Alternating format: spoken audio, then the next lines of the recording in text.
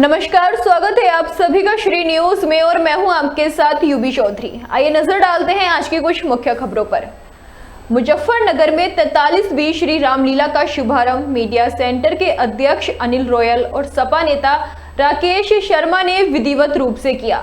इस दौरान अतिथियों और श्रद्धालुओं को संबोधित करते हुए मीडिया सेंटर के अध्यक्ष अनिल रॉयल ने कहा कि हम सभी को अपने घरों में रामलीला के किरदारों को निभाना चाहिए, क्योंकि राम से अच्छा कोई बेटा नहीं, सीता से अच्छी कोई पत्नी नहीं और लक्ष्मण से अच्छा कोई भाई नहीं हो सकता। यदि सभी अपने परिवार में रामायण के किरदारों को निभाकर जीवन जिएंगे तो कोई परेशानी नहीं आएगी। जी वीरेंद्र जी, आज रामलीला का शुभारंभ किया, क्या कहना चाहते हैं? शक्ति क्लब रामलीला कमेटी का 43वां वर्ष का आज उद्घाटन हुआ है, जिसमें श्री अनिल रायल जी ने अध्यक्षता की है, दीप प्रज्वलन श्री राजेंद्र साहनी जी ने किया है और पुष्पुरी जी, विजेंद्र गोयल जी और किसी कारण से श्री नरेंद्र अरोड़ा जी आज नहीं आ पाए। विगत 43वें वर्ष से इस इंदिरा कॉलोनी में भव्य आयोजन होता जा रहा है। जैसा आपने देखा कि शहर के सभी गणमान्य व्यक्ति इसमें आए। आदरणीय राकेश शर्मा जी जो समाजवादी पार्टी के राष्ट्रीय सचिव भी हैं और क्षेत्र की जनता का हमें भरपूर सहयोग मिलता आ रहा है। उसी का कारण है कि 43वां वर्ष निर्विघ्न रूप से ये कार्य संपन्न होने जा रहा है। आज आनंदपुरी में शक्ति क्लब द्वारा पिछले 43 वर्ष से आयोजित श्री रामलीला महोत्सव का शुभारंभ किया गया है और ये 43 वर्ष से चल रहा है और बड़ा भव्य है, जो स्थानीय कलाकारों द्वारा ही बहुत मर्यादा के साथ जिसका संचालन किया जाता है। हिजबुल्लाह के commander in chief Hassan Nasrallah की इजरायली हमले में लेबनान में मौत हो गई। उनके साथ अन्य भी कई लोग शहीद हुए, जिसको लेकर कोतवाली नगर के तुराब खानी में प्रदर्शन हुआ। बड़ी संख्या में लोगों ने प्रदर्शन करते हुए हसन नसरुल्लाह जिंदाबाद और आग लगा दो अमेरिका को आग लगा दो जैसे नारे लगाए। आपको बता दें कि अंजुमन पंजतनी तुराब खानी के नेतृत्व में एहतजाजी जुलूस गांव के बड़े इमाम बाड़े से निकाला गया। ये जुल्म के खिलाफ, आतंकवाद के खिलाफ, दहशतगर्दी के खिलाफ दुनिया में जो अमेरिका और इसराइल ने टेरर फैला रखा है और दुनिया को परेशान करके अपने असलाह बेचना और मजलूमों को मारना और दहशतगर्दी फैलाना, ये उसका रवैया और तरीक़ा बन चुका है। उसके ख़िलाफ़ यह एहतजाज है। अभी कल ही हमारे एक ऐसे जानिसार और ऐसे दिलों से करीब शख्सियत को इन्होंने बम्बार्ड करके मार डाला है और उनको इस दुनिया से हटा देने की कोशिश की है, लेकिन हमने यह एहतजाज करके दर्ज कराया है कि ये कौम मजलूमों के साथ है, जालिम के साथ नहीं है और हिंदुस्तान की मिट्टी में जुल्म से नफ़रत हमेशा से पाई जाती है, लिहाजा उसी का इजहार यहाँ किया गया है। M H Khan Gauri advocate अल्पसंख्यक अधिवक्ता कल्याण ट्रस्ट सुल्तानपुर की तरफ से हैं और ये जुल्म के ख़िलाफ़ एहतजाज ये हो रहा है जो इज़राइल और अमेरिका जो है निरीह और ऐसे लोगों के ऊपर जो अपना बम्बार्डमेंट करा के बर्बाद कर रहा है, ये उसकी बुज़दिली का ये प्रतीक है। ये बुज़दिली अपनी दिखा रहा है और इस हिसाब से वो जल्दी ही मिट जाएगा और आतंकवाद बहुत दिन तक टिक नहीं पाता है। और एक आदमी के लिए, एक मर्द मुजाहिद के लिए पूरी कौम, नाटो से लेकर पूरा अमेरिका और सब एकजुट हो गए और इसका ये संदेश हम लोगों का है कि हम लोग आतंकवाद के ख़िलाफ़ अपना एहतजाज जारी रखेंगे और ये उम्मीद करते हैं। एक नसरुल्लाह को मार दिए, लेकिन अब हर जगह से एक नसरुल्लाह और उठेंगे और ये आतंकवाद के ख़िलाफ़ जो है अपना एहतजाज करेंगे और आतंकवाद को ख़त्म करके ही रहेंगे। महाराष्ट्र के पुणे में रविवार को एक फैक्ट्री में वाहन से उतारते समय कांच की पेटी ऊपर गिरने से मरने वालों में रायबरेली जिले के 4 युवक शामिल थे। हादसे में एक युवक गंभीर रूप से घायल भी हो गया है। जिला प्रशासन ने घटना के संबंध में पुणे प्रशासन से संपर्क साधा। आपको बता दें कि कोतवाली क्षेत्र के पूरे बिछियन मजरे कंदरावा गांव निवासी अमित कुमार और छतेना मिरियानी गांव निवासी विकास कुमार पुणे महाराष्ट्र की एक ग्लास फैक्ट्री में मजदूरी करते थे। रविवार की दोपहर फैक्ट्री में कांच का सामान बनाने के लिए ट्रक से कांच की सीटें आई थी जो काफी वजनदार थीं। दोनों अपने 2 अन्य साथियों के साथ कांच की सीट को नीचे उतारने के लिए ट्रक में बंधे बेल्ट को खोल रहे थे। इस दौरान बेल्ट खुलते ही कांच की 2 सीटें गिर गईं और दोनों सीटों के बीच में दब गए। साथ ही मजदूरों ने सभी को निकालने की कोशिश की, लेकिन तब तक चारों ने दम तोड़ दिया था। घटना की सूचना जब गांव पहुंची तो घर वालों का रो रो कर बुरा हाल हो गया। हमारे भाई लगभग 1 साल होने वाले थे। पूना महाराष्ट्र में एवड़ेवाली में काम करने गए थे ग्लास कंपनी में। उनकी अचानक से सुनने में आई कि उनकी डेड हो गई है, तो वहाँ की सूचना मिली तो बाकी आ रहे हैं। पता है क्या हुआ था, कुछ पता चल पाया?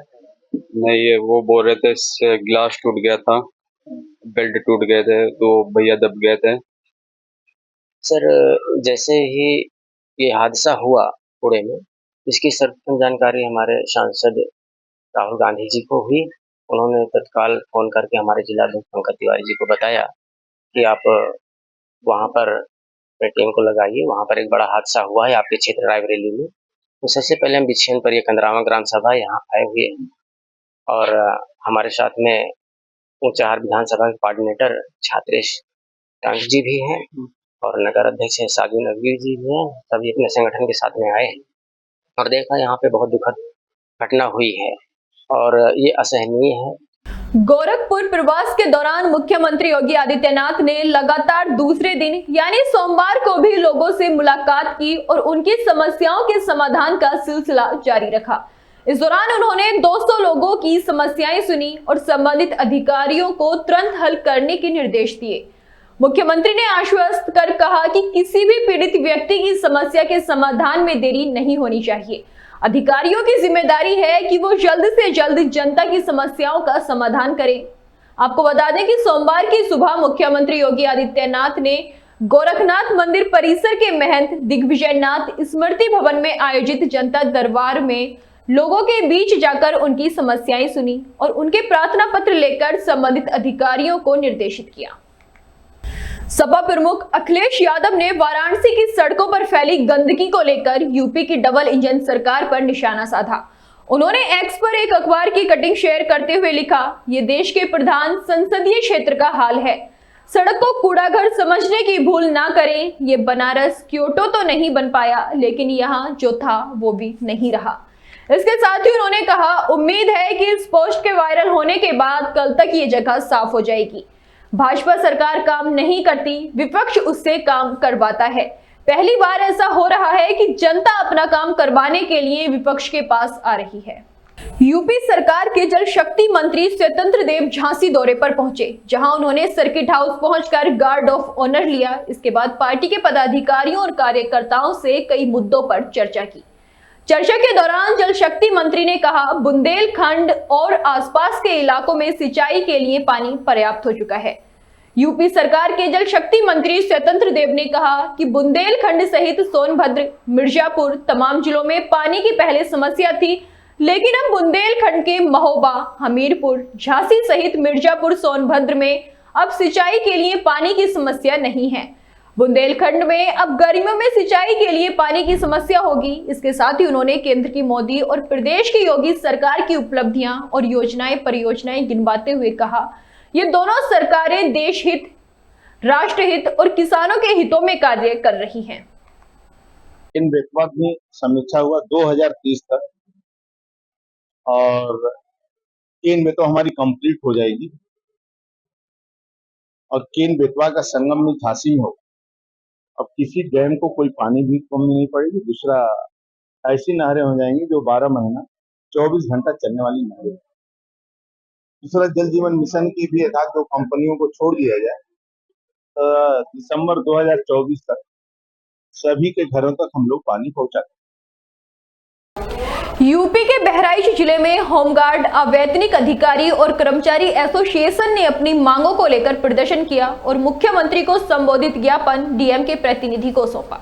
आपको बता दें कि यूपी होमगार्ड, अवैतनिक अधिकारी और कर्मचारी एसोसिएशन के जिला महामंत्री शोभाराम चौरसिया की अगुवाई में सोमवार को सभी जवानों ने नारेबाजी कर प्रदर्शन किया। इस दौरान महामंत्री ने कहा कि बॉम्बे एक्ट के तहत होमगार्डों का गठन हुआ, लेकिन इसका लाभ यूपी छोड़कर सभी प्रदेशों के जवानों को दे रही है। जिला मीडिया प्रभारी रमाकांत श्रीवास्तव ने सरकार पर शिकंजा कसते हुए कहा कि सरकार जो घोषणाएं करती है उसका लाभ वेतन कर्मियों को मिल रहा है, बिना वेतन होमगार्ड जवानों को कुछ नहीं मिल रहा।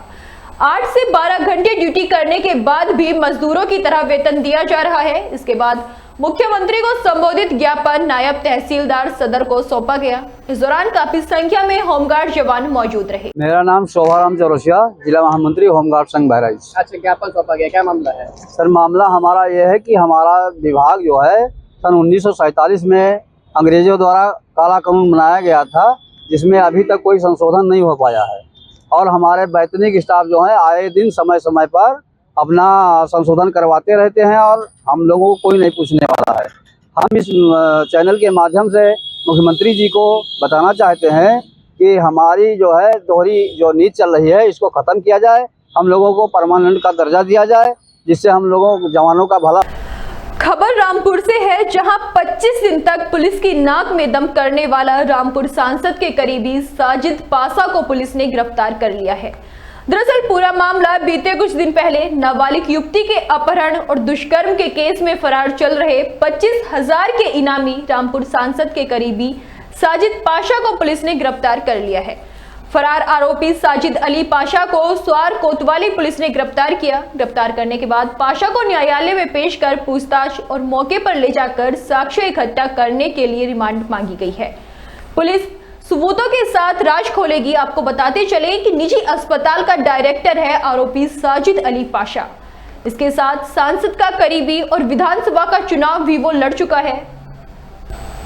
फिरोजाबाद हाईवे पर बने कटों को बंद किए जाने से नाराज भारतीय किसान यूनियन राजनीति के पदाधिकारियों ने शिकोहाबाद के रूपसपुर में धरना प्रदर्शन करते हुए जमकर नारेबाजी की।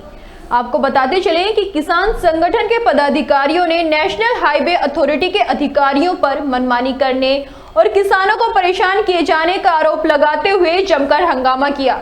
वहीं जिला अध्यक्ष का कहना है कि शिकोहाबाद के हाईवे के कटों को बंद कर दिया गया है, जिसके चलते किसान अपने जानवरों के लिए दूसरे छोर से चारा तक नहीं ला पा रहे।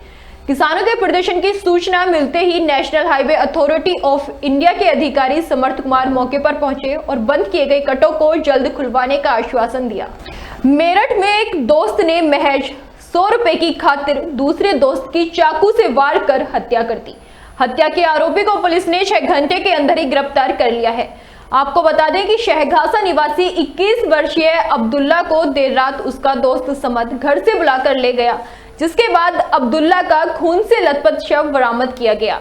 मृतक अब्दुल्ला के छोटे भाई अरमान ने पुलिस में समद के खिलाफ FIR दर्ज कराई, जिसके बाद पुलिस ने मात्र 6 घंटे में घेराबंदी करते हुए समद को शाहपीर गेट के पास से गिरफ्तार कर लिया है। समद ने अपना गुनाह भी कबूल कर लिया और उसके पास से हत्या में इस्तेमाल हथियार भी बरामद कर लिए गए हैं। फिलहाल मेरे साथ इतना ही। ऐसी तमाम बड़ी खबरों को जानने के लिए देखते रहिए श्री न्यूज़।